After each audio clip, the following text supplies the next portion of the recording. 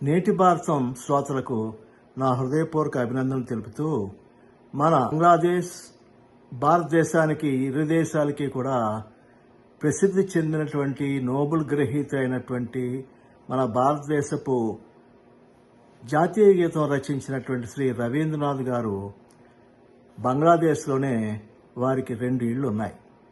ఆ 2 ఇళ్ళు నేడు ఒక మ్యూజియాలుగా మార్చి ప్రజల సందర్శనార్థం అవి ఉంచారు. అయితే అది షహజాద్పూర్లో ఉన్నటువంటి ఆయన ఇల్లు. దాన్ని కచేరీ బారి అంటారు. అది వారి వారసత్వ నివాసం. వాళ్ళ తండ్రి తాతలు కూడా అక్కడ నివసించారు. అది ప్రస్తుతం మ్యూజియంగా నడపబడతా ఉంది. ఇలాంటి ఒక సాంస్కృతిక చిహ్నాన్ని కాపాడవలసిన బాధ్యత బంగ్లాదేశ్ ప్రభుత్వానికి లేకపోయింది. అది నేడు మత ద్వేషులకు ఒక నిలయంగా మారి దాని మీద 50-60 మంది దుండగులు దాడి చేసి ఆ మ్యూజియంలోకి వస్తువులను నాశనం చేసినటువంటి సంగతి ఈ మధ్య జూన్ 10-11 తారీఖుల్లో ఈ సంఘటన జరిగినట్లుగా తెలుస్తూ ఉంది.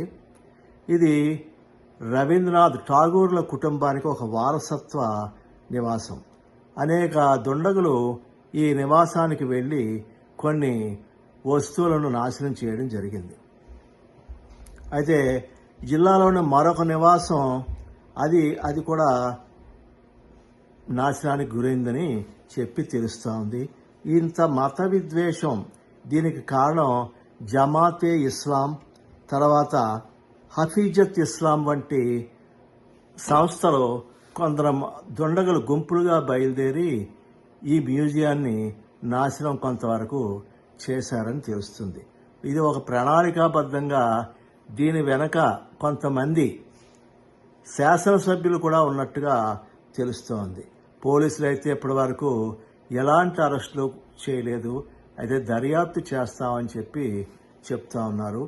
ఈ సీసీటీవీ ఫుటేజ్ ఆధారంగా నిందితులను గుర్తించడానికి చర్యలు చేపట్టామని వారు తెలిపారు. ఇది ఎలా వచ్చింది, ఈ వివాదం ఎలా ప్రారంభమైందంటే, అక్కడ ఉన్నటువంటి పార్కింగ్లో మహమ్మద్ షహనాజ్ అనేటువంటి అతను ఈ పార్కింగ్ సిబ్బందితో గొడవ పడ్డారు. తర్వాత ఈ 50-60 మందితో కూడినటువంటి గుంపులు ఈ మ్యూజియంపై దాడి చేసి నష్టాన్ని కలుగు చేశాయి.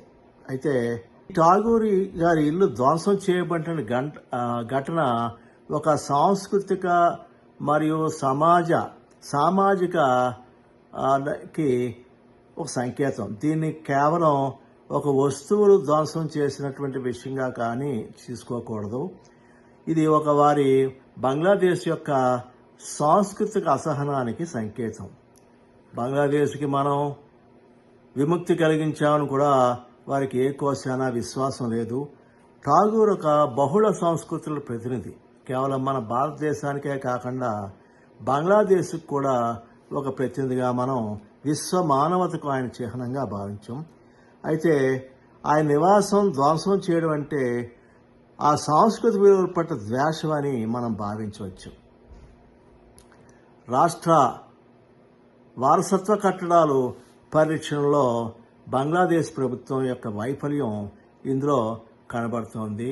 మరి భారతదేశం తప్పనిసరిగా ఈ విషయంపై తమ నిరసనలు తెలియజేయాలని చెప్పి నేను కోరుతా ఉన్నాను. ఈ వీడియో మీకు నచ్చినట్లే సబ్స్క్రైబ్ చేయండి, షేర్ చేయండి, కామెంట్ చేయండి. జై హింద్.